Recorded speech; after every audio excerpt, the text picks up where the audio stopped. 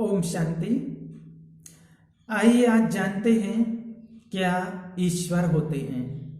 आज कई लोगों के मन में ये सवाल आता है और कई लोग पूछते भी हैं कि क्या ईश्वर होते हैं, क्या ईश्वर है। क्योंकि आज दुनिया बहुत अंधकार में भटक गई है, इसलिए कई लोगों की श्रद्धा और भावनाएं खत्म होती जा रही हैं। तो कई लोग तो विश्वास भी नहीं करते हैं। आजकल की जनरेशन है, ज्यादा पढ़े लिखे लोग हैं, वो भी आजकल बहुत कम विश्वास करते हैं कि ईश्वर है। लेकिन वास्तव में ईश्वर तो है। तो इसी प्रकार से एक जगह एक हमारा सत्संग चल रहा था जिसमें करीब 100-125 लोग बैठे हुए थे और सबसे पहले यहीं से शुरुआत की कि ईश्वर सत्य है और ईश्वर होते हैं। तो उसमें ज्यादातर डॉक्टर लोग या से माना पढ़े लिखे कुछ अच्छे लोग थे। तो फिर किसी व्यक्ति ने वहां पर पूछा कि आप मानते हैं कि ईश्वर होता है। तो हमने बोला हाँ बिल्कुल मानते हैं कि ईश्वर होता है और ईश्वर है। तो उन्होंने उस व्यक्ति ने पूछा आप अनुभव करते हैं, आपने अनुभव किया है कि ईश्वर है। तो हमने बोला हाँ हमने अनुभव किया है और वास्तव में ईश्वर है। तो व्यक्ति पूछता है कि हम तो नहीं मानते हैं, ना मुझे विश्वास है कि ईश्वर होता है। तो ऐसे उसके लिए फिर बहुत सारे लोग, कम से कम 125 करीब लोग थे, इसमें से 100 से ऊपर 120 करीब लोग कहने लगे कि हाँ सही बात है, जब तक हमने अनुभव नहीं किया है, हमने देखा नहीं है, तो हम कैसे विश्वास करेंगे कि ईश्वर होता है। थोड़ी देर के लिए हम चुप रहे, कुछ सेकंड, फिर उनसे पूछा आप जहर जानते हैं, जहर क्या होता है? तो उस व्यक्ति ने कहा कि हाँ जानता हूं, जहर से मृत्यु हो जाती है, जहर से मौत हो जाती है। तो फिर हमने पूछा कि आपने क्या कभी अनुभव किया है, जहर कभी खाया है? उसने बोला नहीं। तो फिर आप कैसे मान लिया, आपको कैसे पता है कि जहर से मौत होती है, कि जहर से मृत्यु हो जाती है? बोले यार सभी कहते हैं, तो डॉक्टर कहते हैं, और जिसने भी आज तक खाया है उसकी मौत हो गई है, मृत्यु हो गई है, इसलिए सबको पता है। तो फिर हमने पूछा कि आपने तो अनुभव नहीं किया है, आपको किसने बोला? लोगों ने। आपको डॉक्टर ने बोला तो आपने मान लिया कि इसमें जहर से मौत हो जाती है, लोगों ने बोला तो मान लिया। लेकिन आज दुनिया में इतना वेद शास्त्र, ऋषि मुनि संत कह रहे हैं कि ईश्वर है, तो क्या उनकी बात पर विश्वास नहीं होता है? हम कह रहे हैं तो हमारी बात पर विश्वास नहीं होता है कि ईश्वर है? जब डॉक्टर की बात मान सकते हैं, लोगों की बात मान सकते हैं, तो इतने तपस्वी ऋषि मुनि हैं, हमारे वेद शास्त्र हैं, तो क्या उनकी बात नहीं मान सकते हैं कि ईश्वर है? तो लोग मान गए कि हाँ सही बात है, तालियां बजाने लगे लोग कि सत्य है। तो उसमें से करीब 120 लोग मान चुके कि हाँ ईश्वर होता है और ईश्वर है, तभी ये संसार चल रहा है। उसमें से कुछ और 5 लोग थे, वो कहते हैं हाँ ये तो बात ठीक है, मान लिया है, लेकिन अभी तक हमें पूर्ण विश्वास नहीं हुआ है। तो फिर हमने पूछा उनसे कि आपको पूरा विश्वास कैसे होगा कि ईश्वर होता है? तो फिर एक व्यक्ति उनमें से बोला कि हमें कुछ प्रैक्टिकल दिख जाए तो हमें लगेगा कि हाँ ईश्वर होता है। कहने लगा कि अगर प्रैक्टिकल कुछ करके दिखाओ, प्रैक्टिकल कुछ हमें सामने दिख जाए, तो फिर हम मान लेंगे कि ईश्वर होता है। हमने कहा ठीक है, प्रयास करते हैं।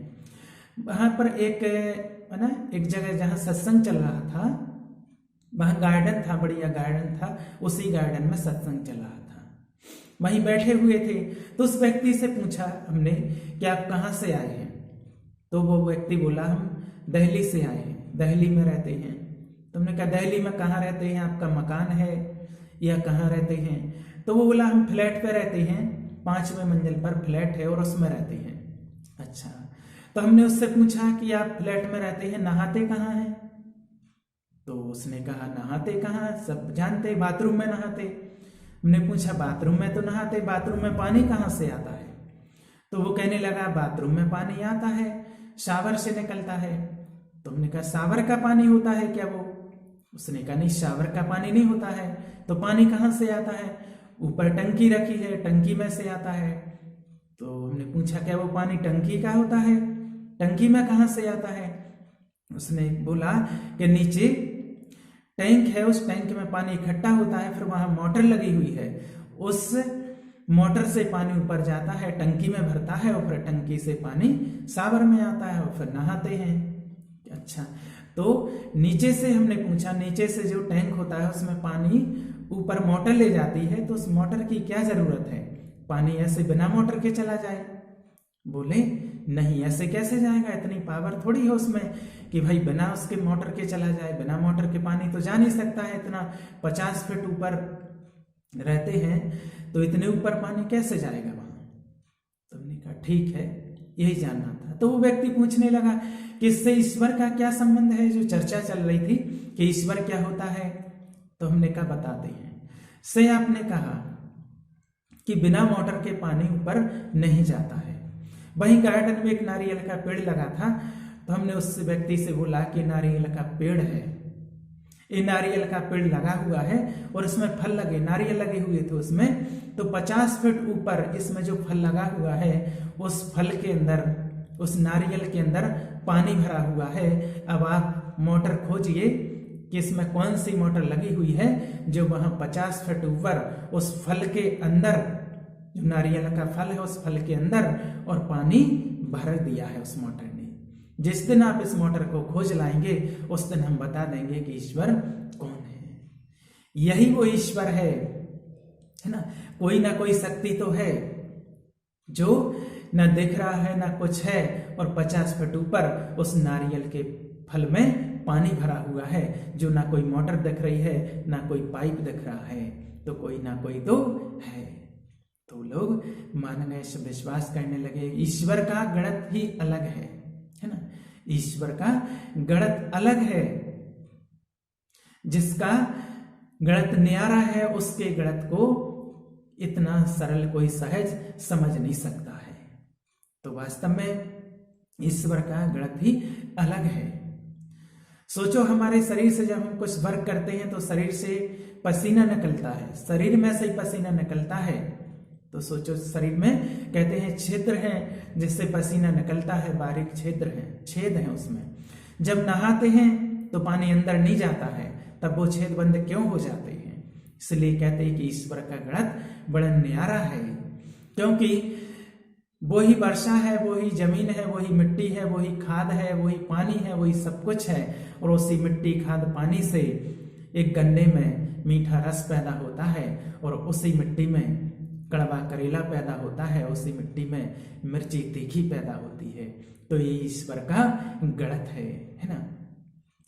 जब ईश्वर का गणित न्यारा है, इसलिए वही संसार चला रहा है। इसलिए ईश्वर में कभी संकोच नहीं करना चाहिए कि ईश्वर है या नहीं है। ओम शांति।